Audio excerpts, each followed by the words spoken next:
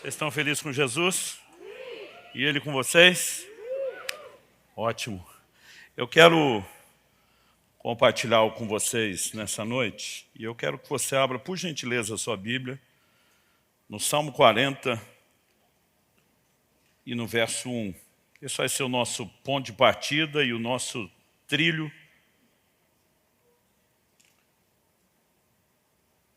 Eu pensei bastante a respeito dessa oportunidade de falar com gente mais nova e qual que seria um bom assunto para conversar com vocês. E a verdade é que tem muita coisa. Mas o que Deus colocou no meu coração diz respeito a algo que vocês, que ainda vão construir muito da vida, seja a vida em Deus, do ministério, da família, algo que vocês vão precisar aprender e desenvolver para cooperar com Deus, e diz respeito a um elemento chamado paciência. E o Salmo 40, verso 1 diz assim: esperei com paciência pelo Senhor, Ele se inclinou para mim e me ouviu quando clamei por socorro. Você pode repetir isso comigo? Diga: esperei com paciência pelo Senhor, Ele se inclinou para mim e me ouviu quando clamei por socorro. Bom, essa primeira frase, esperei com paciência pelo Senhor, fala de duas coisas. A primeira delas, obviamente, é a espera. A segunda, a atitude da espera. Quando ele diz esperei com paciência no Senhor, na verdade há um jogo de palavras no original hebraico em que foi escrito, e essa frase seria quase que, se fosse traduzida literalmente, quase como que esperei esperando pelo Senhor. Na verdade, a mesma palavra traduzida como esperar, muitas vezes é traduzida como paciência. Então, alguns entendem que em vez de simplesmente ele repetir esperei esperando, a ideia esperei com paciência cabe um pouco mais. E o tema da minha mensagem hoje é esperando no Senhor. E eu gostaria de começar pelo conceito da espera. A espera é algo bom ou ruim? Para a maioria de nós, algo ruim, porque a gente é acelerado. Eu, particularmente, às vezes prefiro comer num restaurante que a comida não é tão boa, mas me atenda logo, do que naquele que a comida é muito boa, mas tem fila. Então, eu não sei você, mas eu não sou muito fã da espera. Eu, desde garoto, eu sempre fui ligado no 220, hiperativo, e muitas vezes, tudo aquilo que está relacionado a ter que esperar, para mim de cara você já pensa, ruim. Mas a pergunta é, se o salmista está dizendo que precisou esperar pelo Senhor, significa que Deus nem sempre fará tudo depressa, significa que eu e você também teremos que, em relação ao agir de Deus, às vezes aguardarmos, e se o próprio Deus entendeu que eu e você, pelo menos em algumas questões, teríamos que esperar. Jeremias 29, 14, ele diz, eu é que sei os pensamentos que eu tenho a respeito de vocês. Ele diz, são planos de bem e não de mal, para vos dar um futuro e uma esperança. Então, esse Deus, que tem uma forma específica de agir na minha e na sua vida, ele diz, eu é que sei o que eu penso a seu respeito, e ele diz, é algo bom. Isso envolve, inclusive, os processos que ele estabeleceu. Então, se eu e você enxergarmos o que é que está por trás da espera, ou o que pode estar envolvido nela, talvez a gente consiga enxergar um pouquinho mais o elemento daquilo que é bom. Eu acho que o primeiro conceito tem muito mais a ver com desconstruir o errado do que construir o certo. O primeiro conceito que eu acho que a gente precisa trabalhar é que esperar não é necessariamente falta de fé. Digo isso porque ao longo de uma vida eu fui pilhado, provocado a exercer minha fé, a buscar Deus, e normalmente a ideia e o conceito que a gente tinha de fé é que tinha que ter resultado depressa, tem que chegar logo lá, tem que acontecer. E muitas vezes a ideia de estar esperando é porque não está acontecendo. Mas o próprio Davi diz que Deus se inclinou para ele, que o ouviu quando clamou por socorro, no entanto, ele teve que esperar. Ou seja, o Deus que se inclinou e que ouviu não fez depressa. E o fato de Deus não ter feito depressa não significa que Davi não tenha crido. Porque se Davi não tivesse crido, Na verdade, Deus não tinha, era feito, e não feito depois. Então, a gente tem que repensar isso. Em Romanos, no capítulo 8, no verso 25, a Bíblia diz, se esperamos o que não vemos, com paciência o aguardamos. Né? A espera, ela envolve o elemento paciência, mas não necessariamente significa falta de fé. Às vezes ela vai ser apresentada, a paciência vai ser apresentada como algo que caminha de mão dada com a fé. Hebreus capítulo 6 diz no verso 12 que nós temos que ser imitadores daqueles que pela fé e paciência herdam as promessas. Então você não herda as promessas de Deus só com fé. Você herda as promessas com fé e paciência. Na verdade, Hebreus capítulo 6, verso 15, dizia assim, depois de esperar com paciência, obteve Abraão a promessa. Abraão é chamado na Escritura de o pai da fé. A Bíblia diz em Romanos 4 que ele deixou pegadas de fé nas quais eu e você temos que andar, ou seja, seguir o seu exemplo. E ele teve que esperar para obter a promessa. Logo, eu e você não podemos caracterizar a espera como falta de fé. Na verdade, né, eu diria até um pouquinho mais que a paciência ou a espera que eu e você vamos ter que exercer com paciência é uma característica divina a ser manifestada e que será fortalecida pela palavra.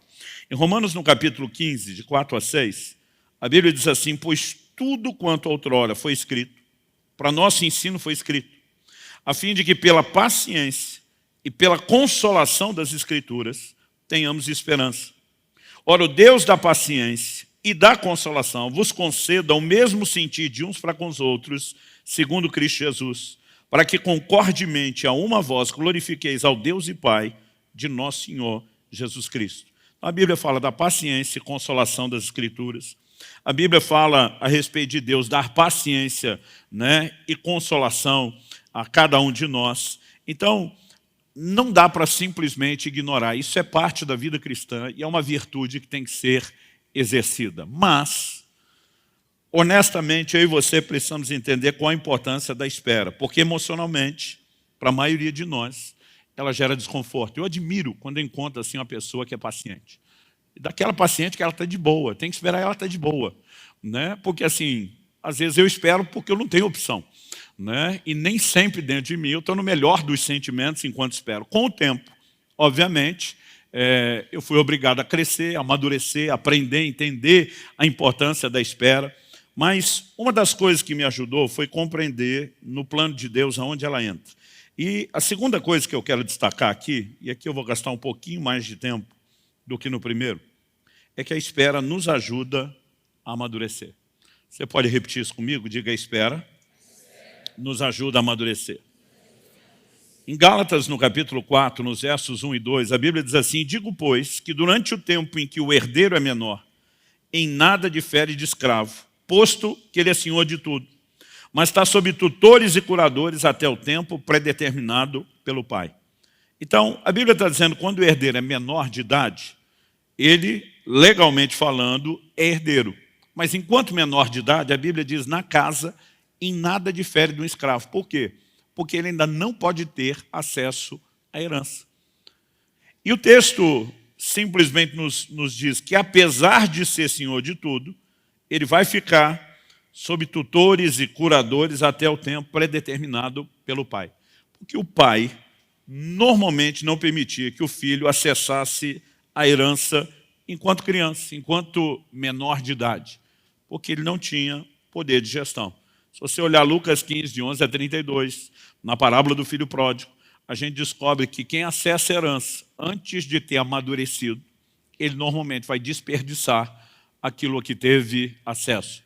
Eu lembro de um dia que uma pessoa falou assim para mim, pastor, eu estava lendo um artigo, e esse artigo dizia que mesmo em países de primeiro mundo, não era só nos de terceiro, não, mais de 90% dos ganhadores de grandes prêmios em loteria, ele falou, não estamos nem falando de prêmio pequeno, dos grandes prêmios de loteria, eles conseguem simplesmente dissipar tudo que ganharam em menos de um ano. Um pequeno percentual vai dissipar em até 2 anos. E normalmente quem não dissipou no primeiro, no segundo, que é muito pequenininho o que sobra, esse sim vai conservar o dinheiro ou vai fazê-lo trabalhar. Aí ele olhou para mim e falou, isso me remete a uma conclusão. Eu falei, qual? Ele falou, esse dinheiro é amaldiçoado. Eu falei, é mais fácil jogar a culpa na maldição do que na falta de um poder de gestão.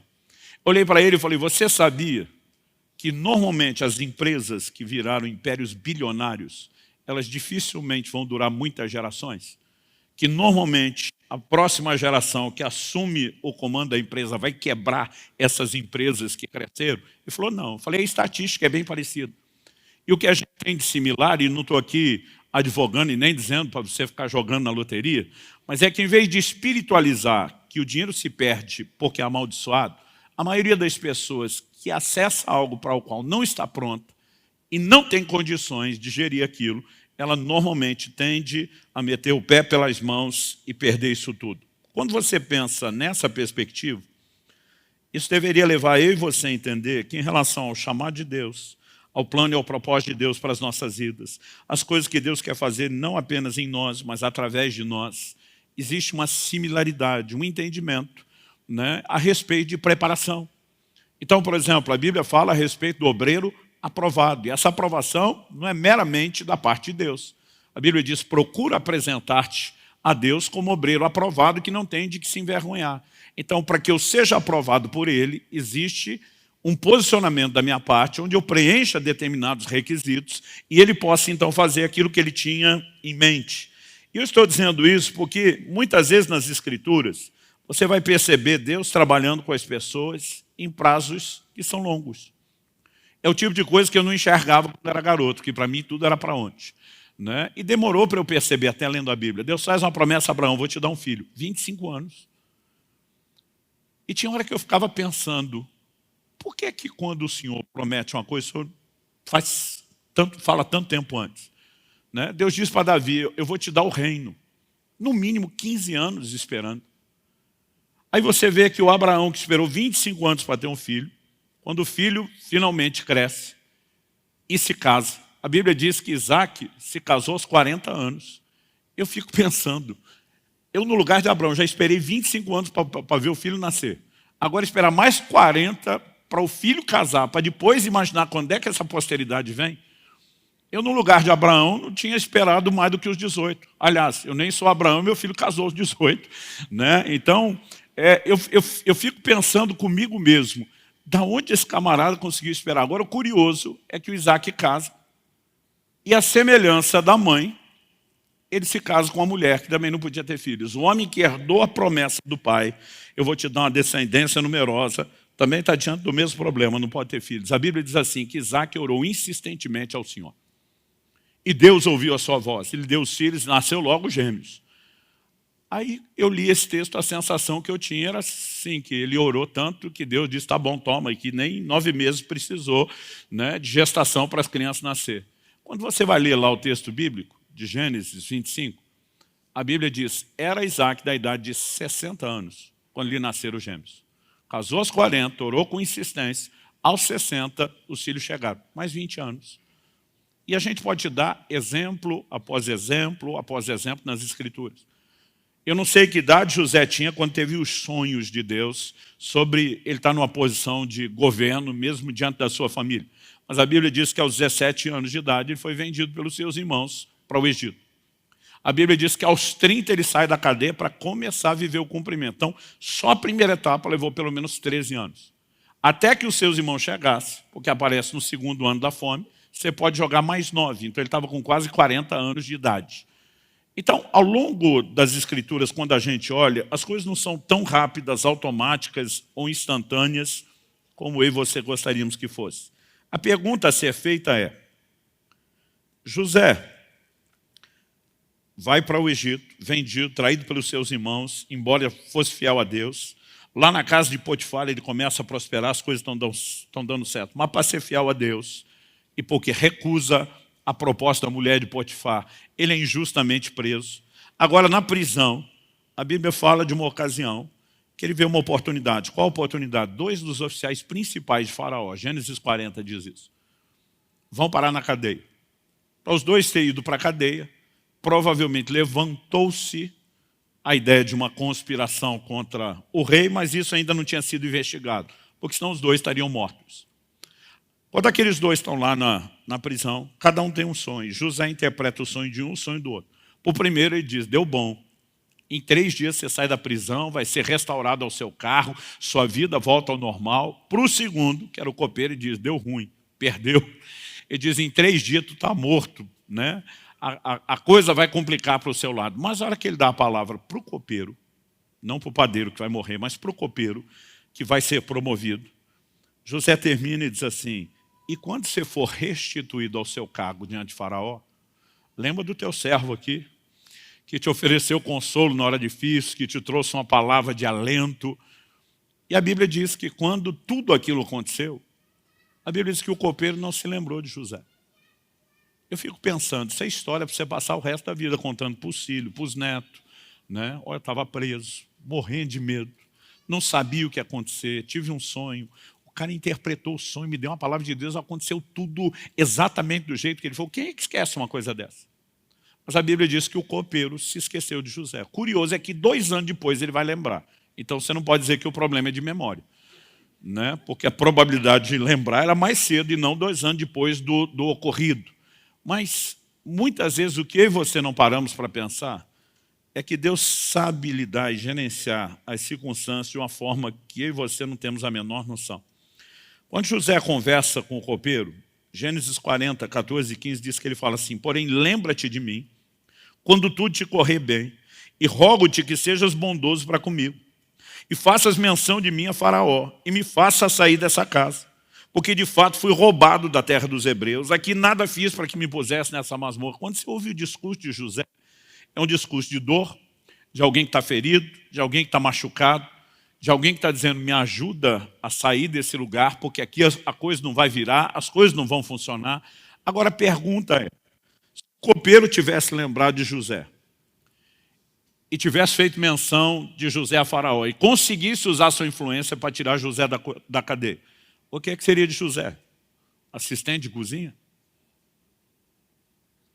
Muitas vezes eu e você, a gente acha que tem planos e ideias perfeitas para viver o plano de Deus, mas a melhor ideia para viver o plano de Deus é a do próprio Deus. A verdade é que José, nesse momento, está com o coração ferido, machucado. Enquanto eu e você estamos feridos e machucados, não é hora de ser promovido. Quem é promovido com o coração ferido, na hora que tiver a oportunidade, vai pisar em quem o machucou, em vez de servir as pessoas que o machucaram, que o feriram. O que é que Deus queria de José? Que ele fosse um instrumento da parte de Deus para sustentar os irmãos que o injustiçaram. Mesmo com tudo aquilo que fizeram, Deus diz, eu quero que você pague o mal com o bem, eu quero que você externe o meu coração. Eu acredito que você dá conta disso. Naquele momento inicial, José não estava pronto. E muitas vezes Deus não pode deixar que as coisas aconteçam depressa na minha e na sua vida. Porque sem a espera, eu e você não vamos passar pelos processos de amadurecimento, de correção, de ajuste, que eu e você precisamos passar. E quando eu olho para as Escrituras, eu não consigo, é lógico que hoje é muito mais fácil falar disso, né? Eu não consigo simplesmente ignorar a importância de processos e que os processos têm que ser respeitados. Em Marcos, no capítulo 4, de 26 a 29, Jesus disse ainda, o reino de Deus é assim como se um homem lançasse a semente à terra. Depois dormisse e levantasse de noite e de dia, e a semente germinasse e crescesse, não sabendo ele como. A terra por si mesmo frutifica. Primeiro a erva, depois a espiga, por fim o grão cheio na espiga. E quando o fruto já está maduro, logo se lhe mete a foice, porque é chegada a ceifa. Então qual é o mecanismo? Primeiro você planta. A semente foi plantada, vai germinar. Quando germinar e romper terra afora, né, o que é que vai aparecer? Primeiro a espiga, depois vai encher de grãos na espiga, mas não adianta colher enquanto não estiver maduro. Processos. Esses processos têm etapas, essas etapas requerem tempo e não adianta antecipar absolutamente nada disso.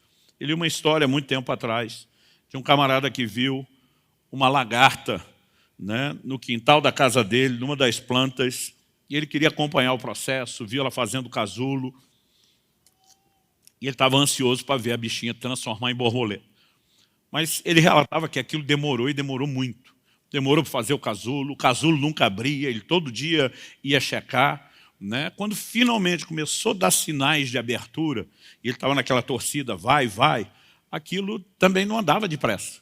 Todo dia abria só um pouquinho mais, e teve um dia que ele, aborrecido, cansado de esperar, resolveu ajudar aquela lagarta. Ele pegou uma tesourinha dessas pequenininhas de costura e deu uns piques ali no casulo para ajudá-la, porque todo dia ele via que a lagarta fazia um esforço enorme para sair e não conseguia se libertar. Ele disse, vou ajudá-la a fazer mais rápido. Né? Quando finalmente ela saiu do casulo, para ele foi uma frustração, porque não era mais a lagarta que entrou, mas também não era a borboleta que ele esperava. A verdade é que o processo de transformação, a chamada metamorfose, não tinha terminado. Ela tinha asas, não desenvolveram, mas aquele corpo que precisa ficar menorzinho para conseguir voar, né, não era tão grande quanto antes o da lagarta, mas também não tinha terminado o que deveria, e ele ficou muito bravo, né, pensando, eu perdi todo o meu tempo esperando um negócio que não funcionou. O que demorou para ele descobrir é que o culpado foi ele. Porque é justamente o esforço que a lagarta faz para se libertar do casulo que ativa todas aquelas enzimas e o processo de transformação. E quando ele tentou facilitar e ajudá-la a ganhar tempo, ele simplesmente abortou o processo de preparação que era necessário. Eu fico imaginando que às vezes eu e você temos o mesmo desespero, ou do lado de dentro do casulo, ou do lado de fora assistindo outros, desesperado para dar uma mãozinha, né, e dizer, vamos agilizar, vamos fazer andar, vamos fazer acontecer, mas a verdade é que sem o tempo, processos podem ser interrompidos. Então, eu tive uma lição muito cedo, logo no início do meu ministério, e normalmente eu falo mais disso para pastores e líderes do que só para a igreja, mas em agosto de 1993, eu tive um acidente de carro, quando eu estava assim, no terceiro ano de um ministério itinerante. O ministério estava bombando, considerando a nossa realidade da época, não existia internet, né? As pessoas só tinham acesso a dois tipos de mídia, rádio e televisão. O rádio era caro, a televisão nem se fala. A televisão brasileira é a televisão mais cara do mundo, é o mercado mais inflacionado do mundo. Então, normalmente, sem entrar na mídia, nenhum ministério avançava tão depressa. Eu sei que vocês não conseguem imaginar o que é um mundo sem internet. Aliás, vocês não conseguem imaginar o que era um mundo sem telefone celular. Né? E a gente, naquela época, já fazia uma média de 2, 3 cidades por semana. Né? Porque a propaganda, o boca a boca na época, por causa daquilo que Deus estava fazendo, era algo muito intenso, as portas foram se abrindo. Eu lembro quando começou o ano de 93, a gente tinha, digo a gente falando por toda a equipe, a agenda do ano todo de 93, a hora que o ano abriu já estava assim, completamente cheia, fechada, 2 cidades por semana durante todo aquele ano. Em 94, a gente protegeu a agenda para não abrir nada antes, só para os convites internacionais, ou seja, para as perspectivas da época, o negócio estava bombando, estava indo com tudo. Mas em agosto de 93, eu tive esse acidente de carro e estou vivo só por um milagre. Os irmãos que iam me visitar no hospital diziam, olha, eu vi o estado do carro, eu vi o lugar onde a ribanceira onde vocês caíram. Né? Deus realmente guardou você. Tudo que eu pensava é, já que Deus ia guardar, Ele não podia ter arrumado o carro lá na estrada, em vez de esperar eu me arrebentar todo lá embaixo, para depois dizer, eu te guardei lá embaixo. Eu pensava, por que ele não me guardou lá em cima? Pensava, não falava, mas pensava. Aí eu lembro dos médicos, dos enfermeiros, dizendo, cara, teu santo é forte, alguém lá em cima vela por você. Não era para você ter escapado dessa, não. O dia que um neurologista me explicou o que tinha acontecido, falou, isso aqui é a sua tomografia. Né? Eu lembro de resultados que ainda vi, dificuldade para distinguir entre massa branca e cinzenta no cérebro, lesão nas partes moles. Ele falou, esse traumatismo craniano que você teve aqui foi algo sério, delicado. Ele falou, sua cabeça, você bateu tanto. Ele brincou assim, imagina que ela virou quase um liquidificador.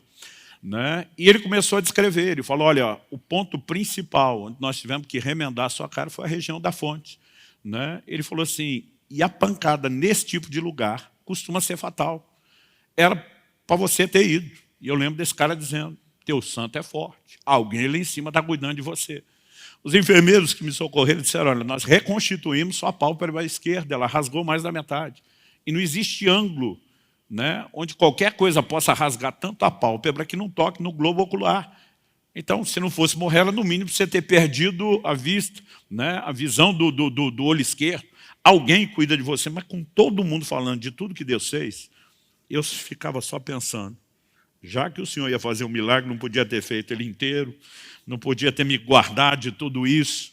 E o problema não era só isso, era todo o questionamento que ficava dentro de mim, né? Eu tinha acabado de trocar de carro e tinha essa viagem de mudança para Curitiba. Eu pensei, quando chegar em Curitiba, faço seguro. Até hoje não fiz e o carro deu perda total, né? Tudo que estava dentro do carro era toda a minha vida, toda a minha mudança estava dentro do carro. E o que não se perdeu, nós caímos nessa ribanceira, a gente que estava com o cinto dentro do carro ficou, todo o resto foi sendo jogado para fora, né? O que não se perdeu na chuva e no barro, na lama, foi roubado como as malas enquanto a gente era socorrido. Eu descubro que eu estou só no hospital, com a roupa do corpo rasgada, ensanguentada e que não presta, e que não sobrou nada. Guardadas as devidas proporções, eu me sentia, né, mais ou menos no lugar de Jó, com a síndrome do para-raio. Está caindo tudo na cabeça. E a angústia era, Deus, por que é que isso aconteceu? Né? Eu lembro que alguém perguntou assim, vocês oraram antes de viajar? Eu falei, meu amigo, a gente não orava só antes de viajar, a gente orava a viagem inteira. Falei, na hora do acidente, a gente já estava orando 6 horas sem parar. Aquele carro era uma reunião de oração ambulante. Não venha me dizer que foi falta de oração. Aí, de vez em quando, um dizia assim, alguém deu brecha. E sempre tem tipo os amigos de Jó, aqueles amigos da onça para julgar você. A verdade é que aquilo me gerou uma crise, eu ficava falando para Deus, dizia, Deus, certeza que esse acidente foi coisa do Satanás. Mas eu dizia para Deus, o diabo só pode tocar com permissão, ou minha, ou sua. E eu dizia para Deus, nós dois sabemos que não fui eu que dei a permissão. Ou seja, por eliminatório eu dizia, por que o Senhor faria isso? E a minha vontade era dar um sermão para ele sobre como ser Deus. Tipo, o Senhor ganha para cuidar da gente, para fazer o seu trabalho, o que é que aconteceu? E eu ficava questionando Deus, o que é que aconteceu? Por quê? E o pior é que não tinha resposta, né? Eu sou o tipo de pessoa que eu tenho dificuldade com o silêncio. Quando eu casei, eu falava para a Kelly, 28 anos atrás, dizia, se você me ama, briga comigo. Porque briga no sentido de discussão, de argumentação. Às vezes queria discutir algo, ela não, tá bom. Eu dizia, tá bom, coisa nenhuma, você não vai defender seu lado? A gente tem que conversar, tem que argumentar esse negócio. E eu dizia, se você me ama, nós temos que discutir as coisas. Mas assim, nós temos que ir para as águas profundas. Não pode ficar no raso. E eu dizia para Deus, fala alguma coisa. Nada, silêncio. A verdade, esse silêncio durou 1 ano e 3 meses. Até que no dia em que eu estava sendo ordenado, estabelecido no Ministério Pastoral, agora já estamos falando de novembro de 94, né? Então, quase 30 anos atrás, eu tive uma experiência que seria muito marcante. Os pastores começaram a impor as mãos sobre mim, profetizar. 2 desses 3 pastores já estão com o Senhor. Um deles, muitos de vocês conheceram, que serviu a casa aqui, foi o pastor Francisco. Mas o Francisco falou coisas do meu coração, como nenhum dos outros, por mais que os outros foram palavras proféticas muito precisas, ele falou de coisas assim, que eu nunca tinha falado para ninguém, coisas que eu não admitia nem direito para Deus, até medo de falar isso para Deus. E depois eu fui conversar com ele, eu falei, cara, nunca vi uma revelação dessa, que palavra profética foi aquela? Ele olhou para mim e falou, eu não estava profetizando. Eu falei, você não estava profetizando, estava fazendo o quê? Porque se isso não é Deus falar, eu não sei o que é. Ele falou, não disse que não era Deus falando. Eu só disse que não era eu profetizando. E eu falei, me explica o que você está dizendo. Ele falou, na hora que eu impus as mãos para orar por você, ele falou, eu vi um anjo de Deus em pé do seu lado. Eu falei, como assim viu? Ele falou, vi como você está me vendo. Ouvir e falar comigo como você está me ouvindo. Eu dizia, tipo do jeito que acontece lá na Bíblia, aquelas aparições de anjos. Eu ficava pensando, quem que vê um anjo não sai contando para todo mundo, gente?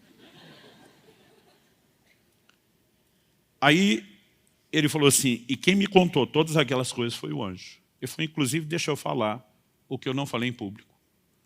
E aí ele me deu detalhes. Basicamente, o anjo disse o seguinte, no momento em que apareceu do meu lado, e ele foi impor as mãos sobre mim, o anjo disse para ele, você tem uma preocupação muito grande com esses ministérios. Eu tinha 20 anos de idade, gente, solteiro. Eu brinco que hoje nem eu teria ordenado eu mesmo daquela época ao ministério. Eu ia esperar amadurecer, eu ia esperar crescer, eu ia esperar estar pronto. Então, eu entendo a preocupação do Francisco, mas aquele anjo falou assim, o Altíssimo te faz saber que eles estão nas mãos dele. Eles estão no lugar certo, na hora certa, fazendo a coisa certa, e não há motivo para que você se preocupe. Traduzindo, vai dar tudo certo. E disse que aquilo tranquilizou o coração dele. Mas o anjo apontou para mim e disse, quanto, porém, a este? E aí o caldo entornou para o meu lado. O anjo disse assim, ele é rebelde. E ele não aceita o tratamento de Deus na vida dele. E doeu ouvir isso. Porque o anjo aparece para Daniel, chama de homem muito amado. Aparece para Gideão, chama de homem valente.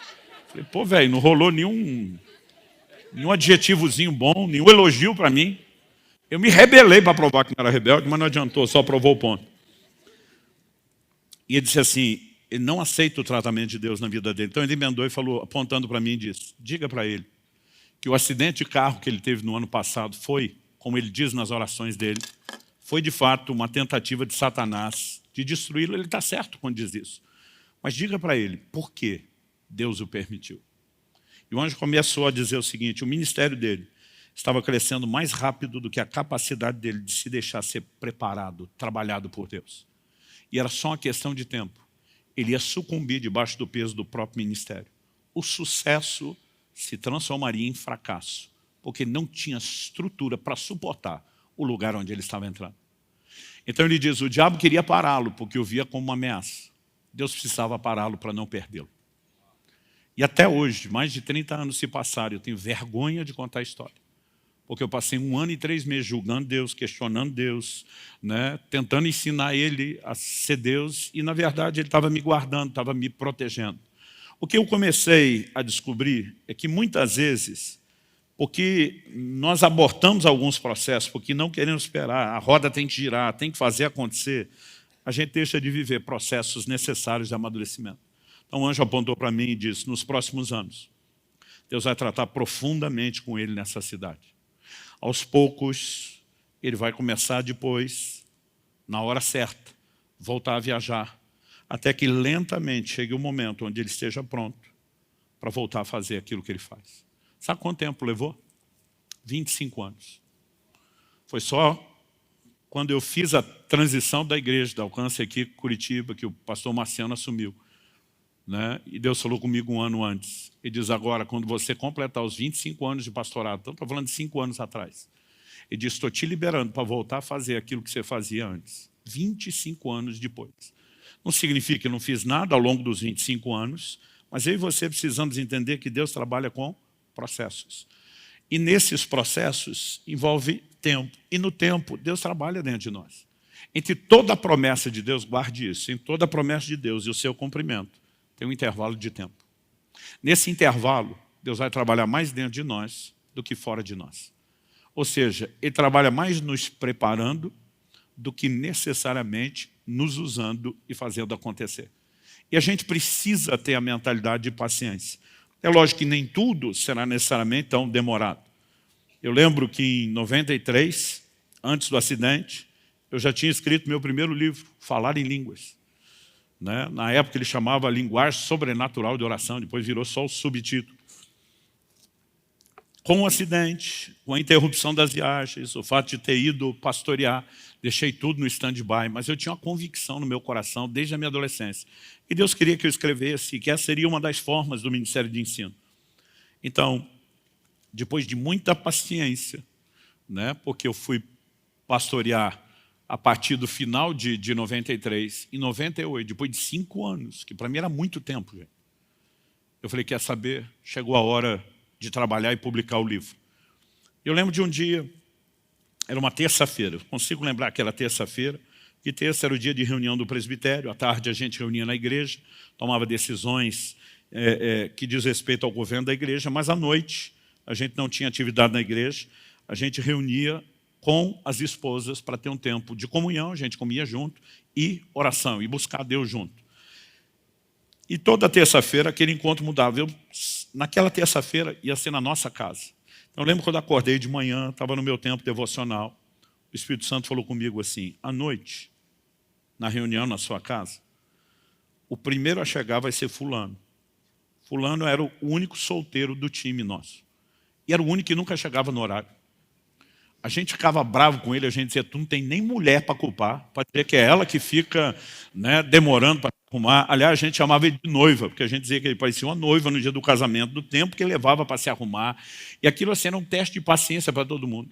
O Espírito Santo me disse, ele vai chegar meia hora mais cedo, Eu falei, isso é um evento apocalíptico.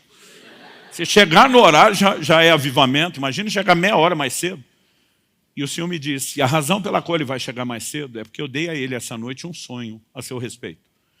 E ele quer falar com você, mas não na frente dos outros. Mas quando ele chegar, ele vai estar muito cheio de dedos, de cuidado. A conversa dele vai enrolar muito. Você manda ele cortar o papo, diga para ele que eu já te falei do sonho, que é para ele ir direto ao assunto. A gente pensa num dia que não passava. Esperei aquilo o dia inteiro. Nossa reunião era 8 horas, 7h30 a campainha toca. Eu lembro quando atendi ele na porta.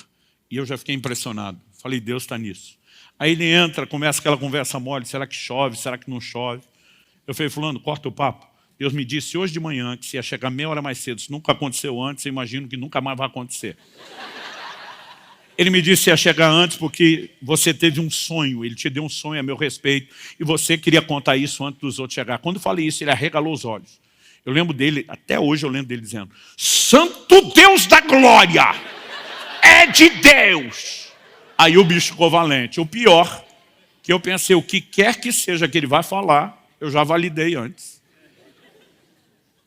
Ele olhou para mim e falou, sabe o seu livro do Falar em Línguas? Falei, sei. E eu já estava esperando ele dizer, vai ser traduzido para várias línguas, vai para as nações, vai ter a tiragem, vai isso. Sei. E aí? Ele falou, Deus me disse que de novo, você saiu na frente dele antes do tempo e não soube esperar a hora. E aí meu chão sumiu. Por quê? O livro já estava na gráfica rodando.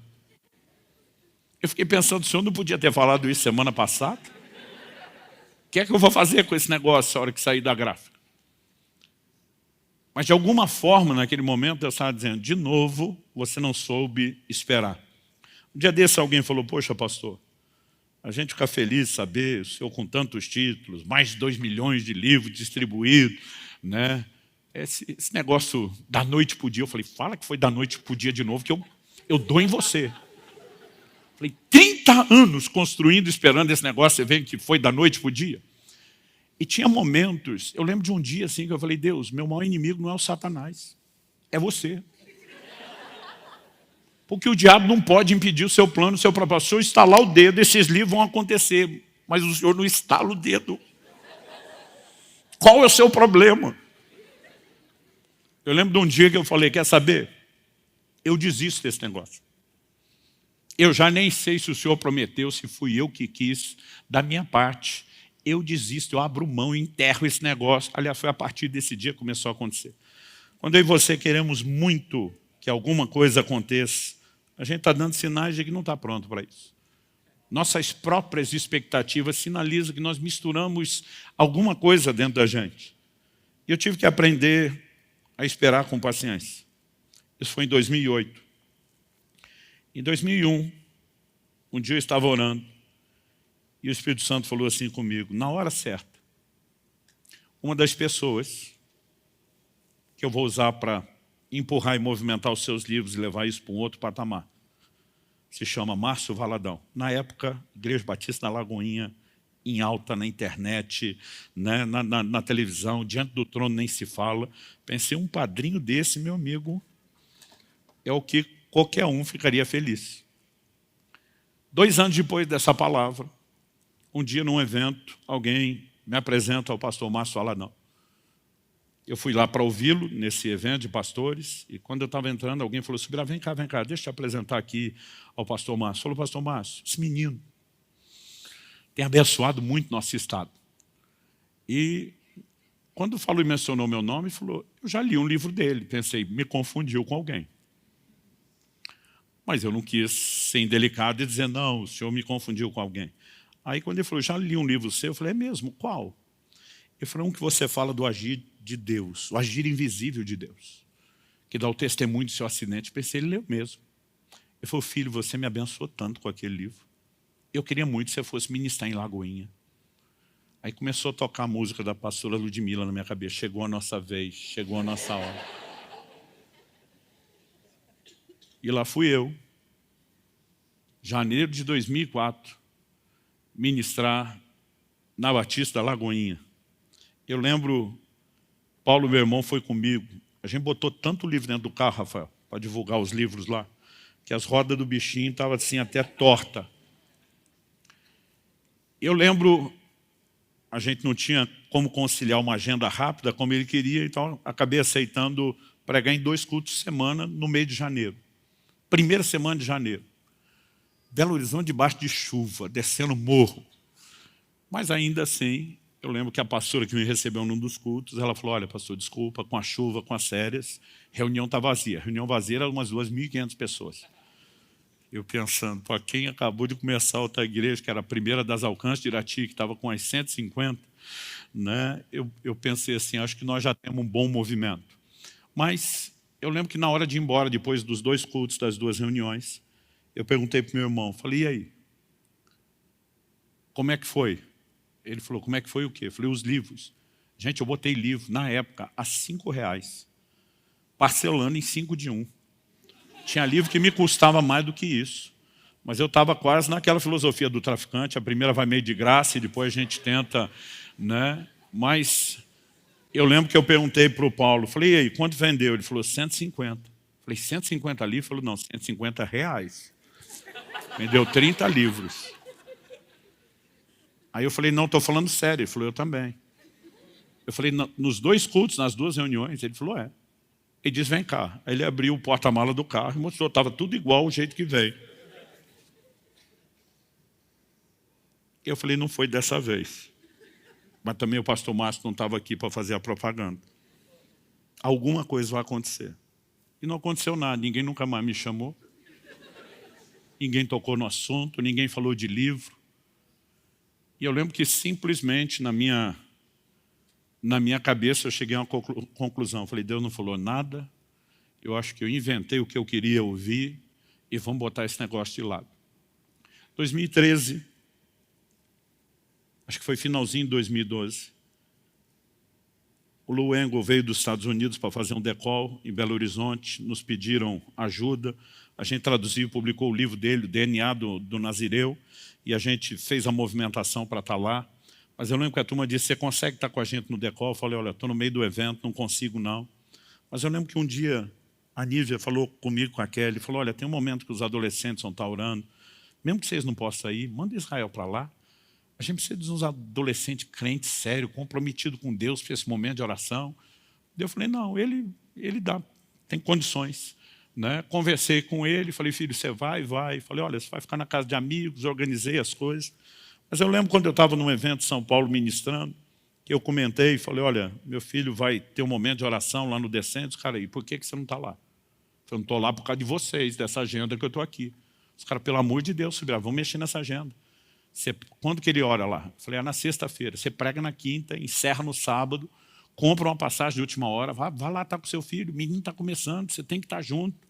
E lá fui eu, só para dar uma de pai coruja, só para vê-lo orar 5 minutos. Orar, não era nem pregar. E por que fui?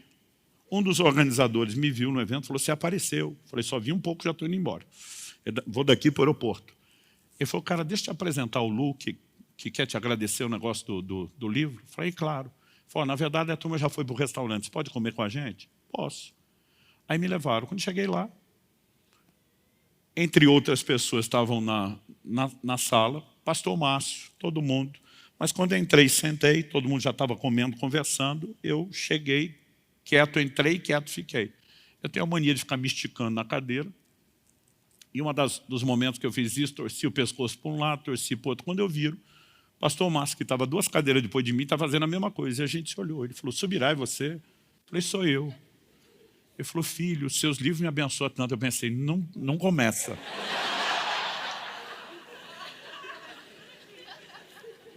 Aí ele falou, o último que eu li foi de todo o coração.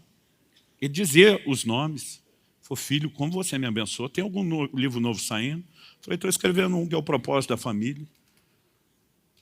Ele falou, sai quando? Eu falei, não sei, eu estou submetendo ele a vários líderes primeiro. Você não me daria a honra de ser um desses que possa dar uma olhada? Eu pensando, não cria expectativa, o senhor já me frustrou antes. Ele disse, filho, anota meu e-mail. Eu falei, vou te dar meu e-mail pessoal, manda para mim. Anotei e mandei, nunca disse se recebeu, nunca falou se leu. Eu falava a Deus, eu estava quieto, o senhor nem precisava ter falado nada disso comigo.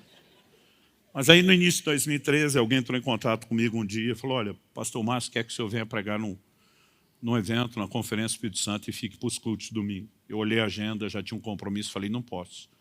A pessoa falou, ninguém fala não, pastor Márcio. Falei, eu vou falar, eu já tenho um compromisso. E eu lembro que o pessoal começou a insistir, eu lembro que a secretária da igreja dizia, o senhor vai falar não, pastor Márcio. Eu falei, eu tenho um compromisso, eu não vou derrubar alguém por causa deles. Não dá. Pergunta se dá para mudar. Não, não dá, pastor, o evento é no feriado, não tem. Eu falei, paciência. E aí eu falei, e manda um e-mail na minha frente, que eu quero ver você falar ou não. Eu lembro que ela estava com o coração pesado, mandou um e-mail, falei, certeza? Deixa eu ver se está na pasta enviado. Saí. Quando saí, entrei numa reunião. Quando entrei na reunião, o pessoal que marcou a reunião para desmarcar o evento da semana anterior. Calma. Aí, olha, nós vamos ter que desmarcar o evento da semana anterior. Quando desmarcaram, eu lembrei que o pessoal que estava com o evento da outra semana, que era um pessoal lá do Pará, eles ficaram me ligando e disseram, cara, quando nós marcamos com você, a gente nos tocou que era o feriado de Corpus Christi. Não dá para mudar o fim de semana. Eu falei, também não dá, porque eu tenho um compromisso. Falou, cara, nós temos um casamento aqui no Corpus Christi, que é o casamento. Tá aquele cara assim, que é o milagre, ter casado. Nós não podemos ter um evento, não dá para ter casamento no meio, não estamos sabendo como vai fazer isso. Falei, cara, você decide se quer ou não quer o evento, eu não posso mudar. Quando desmarcou, eu liguei para ele.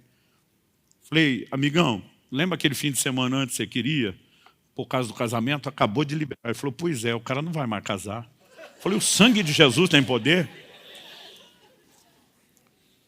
Aí eu falei, sério? Ele falou, sério, o negócio mudou aqui. Por quê? Eu falei, não, eu achei que você estava com aquele problema, se você não está, deixa para o outro. Ele falou, mas se você quiser, a gente muda. Eu falei, não, você não vai ter, não muda. Eu já estava nessa, também não quero ir. Aí ele falou, mas se a gente mudar, você tem algum outro evento para atender? Eu falei, eu tenho, mas não é importante, vamos manter. Ele falou, deixa eu decidir se é importante, quem é que te chamou?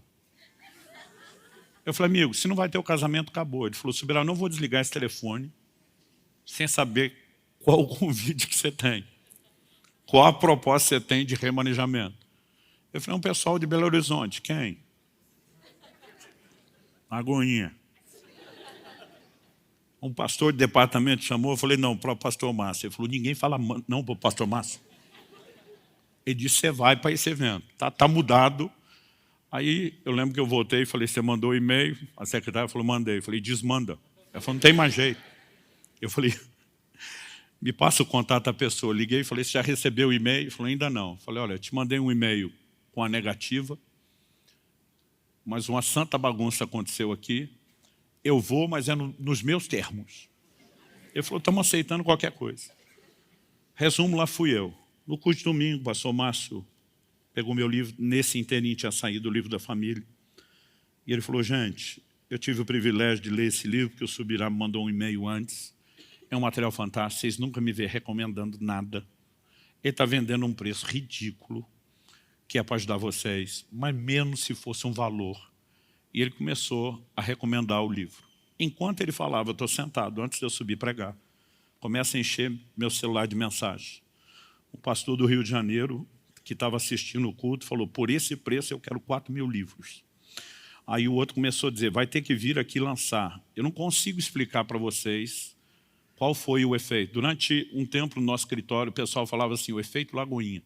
Dizia, pastor, nós sabemos se o senhor está pregando lá e o impacto que a Rede Super está gerando só pela intensidade de pedidos. Eu lembro que meu irmão perguntou, por que você acha que nós vendemos só 30 livros? Eu falei, botaram naquele canto, esse negócio é 270 graus de ângulo, 3 andares de altura, tudo quanto é portão, quem é que vai naquele canto pegar o material? Mas naquele canto, que o pessoal chama da tenda da benção, eu vendi de 2013 a 2018 mais de 50.000 livros. Só naquele mesmo canto, sem contar o que aconteceu depois. A verdade é que quando há um tempo correto de Deus, algumas coisas vão acontecer. E quando o tempo ainda não chegou, não adianta você forçar a barra. Hoje é muito mais fácil para mim falar dessas coisas. Porque eu estou no tempo onde quase tudo que foi prometido está acontecendo. Mas até chegar lá foi um parto.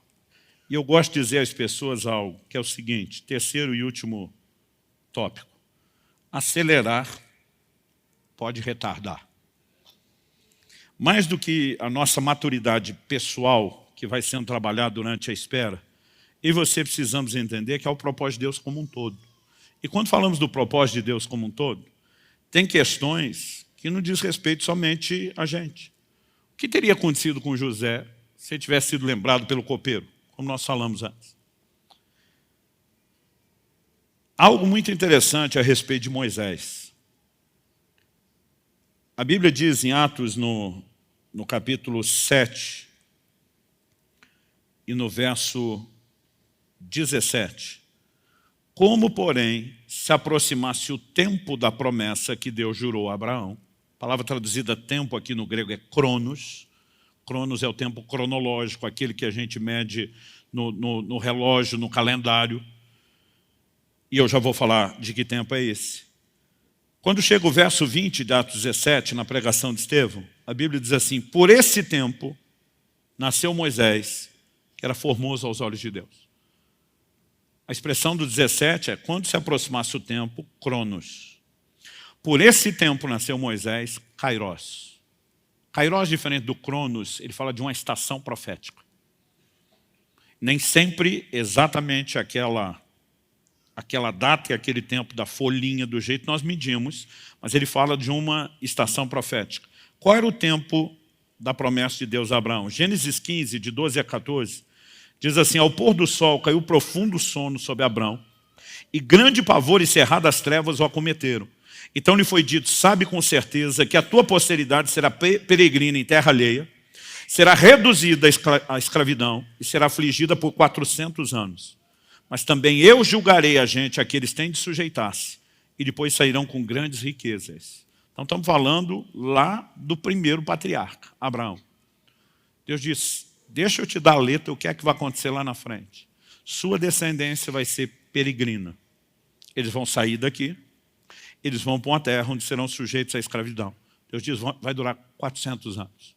Deus diz: depois eu vou julgar aqueles que os sujeitaram. Eles vão sair de lá com grandes riquezas. Eles vão voltar para Canaã. Então Deus falou. O texto diz: quando se aproximava o tempo que Deus falou a Abraão, qual era o tempo? 400 anos. A Bíblia diz: por esse tempo e nessa estação profética nasceu Moisés. Quando você lê o livro de Êxodo, aliás, isso é repetido não só em Êxodo, mesmo no livro de Hebreus, o tempo todo a Bíblia diz: nasceu Moisés, que era formoso. A Bíblia só diz isso. Eu lembro que eu ficava olhando para esse texto e dizendo: e quem é a mãe? Não vou dizer o pai, porque os pais a gente tem que observar que às vezes eles têm uma dificuldade de ver beleza em criança. Mas quem é a mãe que vai olhar para o filho que nasce e não acha bonito? Nós, os pais, a gente acha que nasce com um cara de joelho amassado. Não... o meu, quando eu vi todo coberto de placenta, de sangue, a primeira coisa que eu pensei não foi que coisa mais linda. Foi assim: eu amei essa coisinha feia. Só que é só Estevão que vai dar esse detalhe que ninguém deu, que diz que ele era formoso aos olhos de Deus. O que a Bíblia está dizendo é que eles viram uma beleza diferente. Eles viram que o menino era atraente, mas era uma percepção. Ele vai servir a um plano divino. Ele tem um papel e uma missão diferenciada. E a Bíblia diz que ele nasce na estação onde o tempo da promessa está para cumprir. Ou seja, tudo está se encaixando e convergindo para que o plano de Deus seja vivido. Mas quanto tempo Deus falou a Abraão? 400 anos. Agora olha Êxodo 12, 40 e 41. Ora, o tempo que os filhos de Israel habitaram no Egito foi de 430 anos. Aconteceu que ao cabo dos 430 anos, nesse mesmo dia, todas as hostes do Senhor saíram da terra do Egito. Mas Deus não diz para Abraão 430 anos. Deus diz para Abraão: o tempo que eu determinei são 400 anos. Daí eles voltam. Só que eles saíram 30 anos atrasados. A pergunta é por quê? Quando eles saíram com 430 anos, liderados por Moisés, a Bíblia diz que Moisés tinha 80 anos. Agora, quando Moisés tinha 40 anos de idade, então 40 anos antes ele saiu logo, no ano 390 da escravidão, o que é que aconteceu? A Bíblia diz que o Moisés sai da corte de Faraó para visitar os seus irmãos e vê um egípcio oprimindo um do seu povo. Ele toma as dores e mata o egípcio. Quando você lê a pregação de Estevão, você vai ler exatamente assim: Moisés cuidava que os seus irmãos haveriam de entender que por meio dele Deus daria livramento a Israel. Mas eles não entenderam. Ele tinha certeza. Esse cara começou a olhar e dizer: meu nascimento, o tempo onde acontece, a forma como tudo aconteceu, quando os pais tinham que rejeitar os filhos, quando os filhos homens deveriam morrer, a maneira como eu fui acolhido, treinado na casa de Faraó, com todo o treinamento para ser um líder. Deus vai usar isso tudo, ele tem um plano e um propósito. A ficha do cara caiu, ele entendeu. Mas ele ainda não estava no tempo certo. E o texto diz, ele cuidava que seus irmãos entenderiam, mas eles não entenderam. Um dia desse alguém me perguntou, falou: pastor, por que o senhor acha que tem tanta gente rachando, dividindo igreja por aí? O senhor acha que essas pessoas não são chamadas para o ministério? Eu falei: normalmente são. O problema não é falta de chamado. O problema é não esperar a hora do reconhecimento. É tentar fazer acontecer. O cara tem tanta convicção do chamado que ele não entende que o reconhecimento é um conjunto de fatores que ele flui dentro do tempo de Deus. E muitas vezes essa impaciência, ela custa caro. Então faltava 10 anos para o prazo divino terminar. E o Moisés diz: eu sou o cara, Deus vai me usar, ele não pode esperar. Mas aí o que acontece? Quando ele mata o egípcio, e o faraó fica sabendo, e diz: espera aí, o meu neto, adotado, criado em casa, está se virando contra nós para defender esse povo. Ele tenta matar Moisés, e Moisés vaza. 40 anos se passaram. Agora, no ano 430, Deus aparece para Moisés na sarça. O que é que Deus disse para Moisés na sarça? Finalmente já morreram aqueles que queriam te matar. Em outras palavras, finalmente a poeira baixou. A confusão que você fez, cabeção, baixou só agora. Vamos retomar o plano. E porque ele não quis esperar 10 anos, ele não só esperou 40, mas o povo inteiro perdeu 30 anos a mais. Quando eu fico olhando para as Escrituras, uma convicção que me vem, e eu acho que isso é sinal que a gente está amadurecendo, é que acelerar muitas vezes pode retardar. Eu fico olhando para muita coisa que ao longo da minha caminhada era aquele desespero: vamos resolver, vamos fazer acontecer, vamos. E muitas vezes a gente cria problemas, dificuldades, e para resolver isso, no final das contas, se gasta muito mais tempo, se tem muito mais desgaste do que se a gente soubesse esperar no Senhor. Então, eu preciso trazer uma palavra ao coração de vocês hoje e chamar você ao entendimento de confiança em Deus. O meu e o seu destino não está na mão das pessoas. O que José pensou quando seus irmãos o venderam?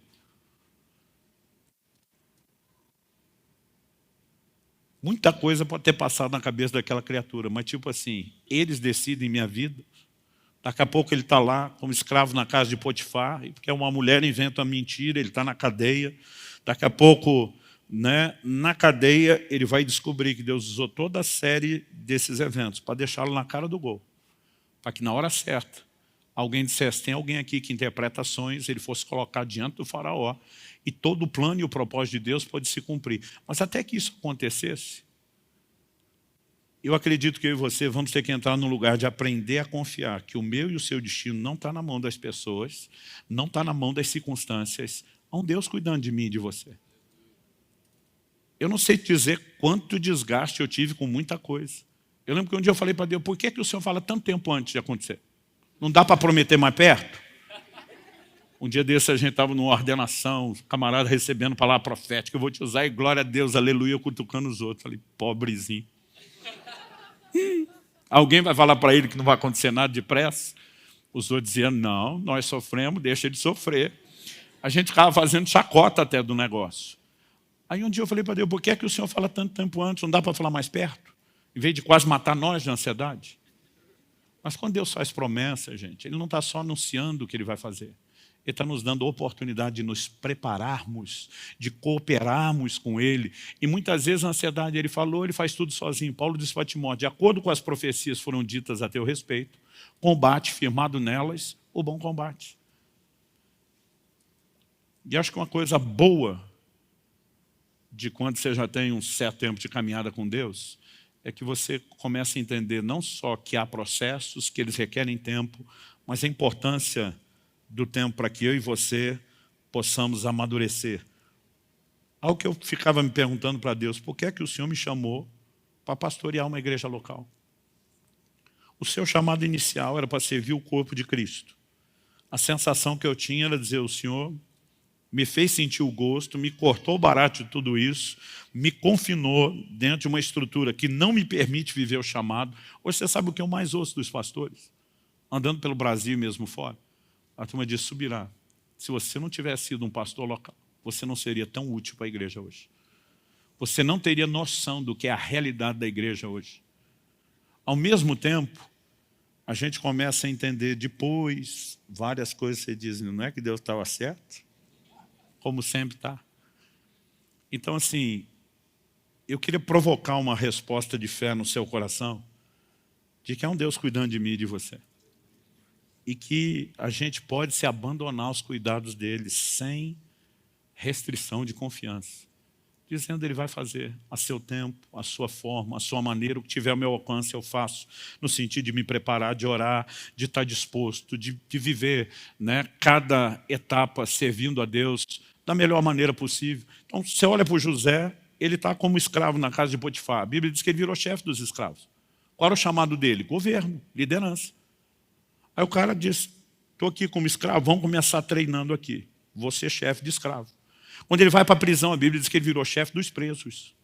O cara está treinando em todos os níveis para viver aquilo que Deus tem.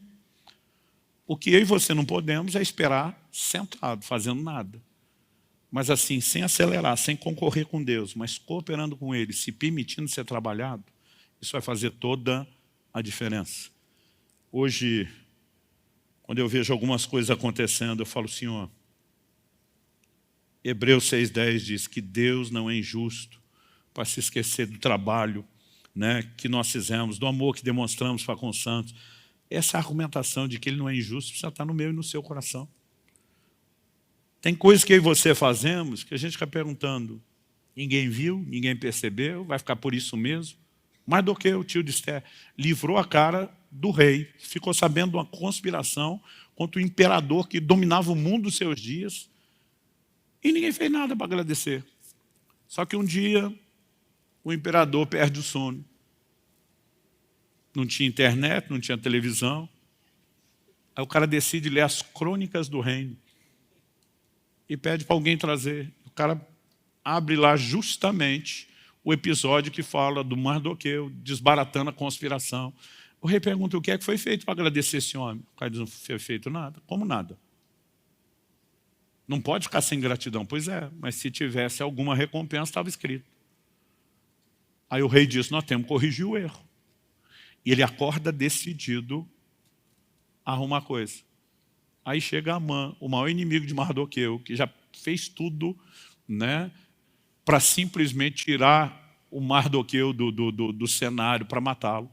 E o rei pergunta para Amã, o que a gente deve fazer ao homem de quem o rei se agrada? O besta achando que era com ele. Falou, pegue seus principais oficiais, bote ele no seu cavalo, com o seu manto, com a sua coroa, e o principal dos seus oficiais fique proclamando a grandeza dele. O rei olhou para o Amã e falou, o principal dos oficiais é tu. Mas o cara que eu quero honrar é mais do que eu. E aí, de repente, você olha tudo aquilo que parecia esquecido, na verdade estava guardado, armazenado, para que na hora certa o crédito pudesse ser colhido. Há um Deus cuidando de mim e de você. E a gente não precisa ficar ansioso com absolutamente nada. Você recebe essa palavra? Vamos ficar em pé para parecer que está acabando.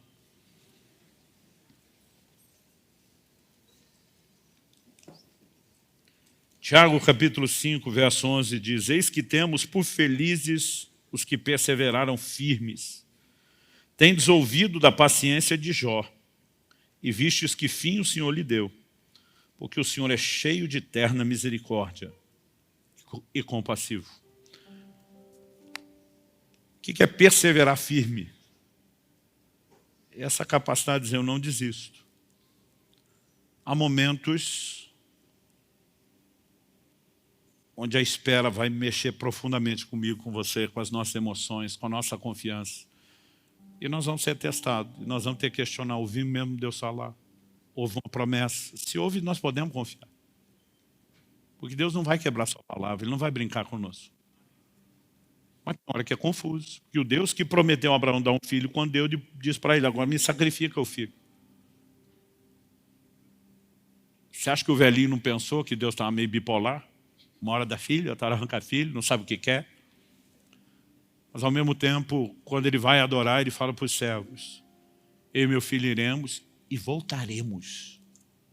Ele sabe que ele está indo para matar o menino, mas como é que ele diz voltaremos? O livro de Hebreus diz que ele cria, que Deus podia ressuscitar seu filho. Porque se tinha promessa, não podia parar naquele sacrifício. E sabe, por mais contraditório que as coisas pareçam, e você precisamos pensar, doido é a gente de achar que sabe melhor do que Deus. Doido é a gente de achar que vai entender a mente, os caminhos e os pensamentos maiores. Nós podemos confiar. Nós podemos confiar. Eu tenho hora que eu esqueço como era a ansiedade nessa fase da vida que muitos de vocês estão. A gente dizia, Maranata, vem Jesus, mas espera eu casar primeiro. Aí depois, quando você resolve a ansiedade de quem é, e finalmente casa, começa a ansiedade, e vem os filhos, como é que lida com os filhos, e como é que vai ser a carreira, e como encaixa o chamado, e como ministério, e cada vez você acha que superou uma, tem mais coisas. Mas hoje, aos 51 anos de idade, eu posso dizer para você, eu aprendi a dizer como Davi, esperei com paciência no Senhor. A espera é importante, a espera produz resultados em nós, e ela deve ser vivida com a melhor das atitudes. Essa paciência de que é um Deus cuidando de tudo.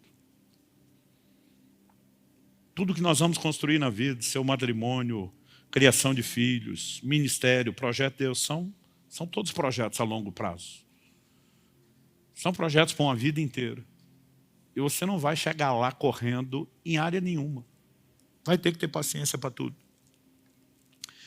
Pai, nós te pedimos que não só aqui e agora, mas mesmo depois deixarmos esse lugar de culto, que aquilo que o Senhor começou não só a falar, mas a fazer, produza fruto e resultado dentro de cada um de nós. A gente tentou aplicar isso da forma mais generalizada possível para todo mundo, mas a verdade é que cada um precisa daquela aplicação individual, personalizada, e nós oramos pelo toque do Senhor. Oramos por fortalecimento da fé e da confiança nessa noite. Oramos, ó Deus, por uma fé renovada na dependência do Senhor, na capacidade de se entregar aos teus cuidados. Oramos por fortalecimento, em nome de Jesus.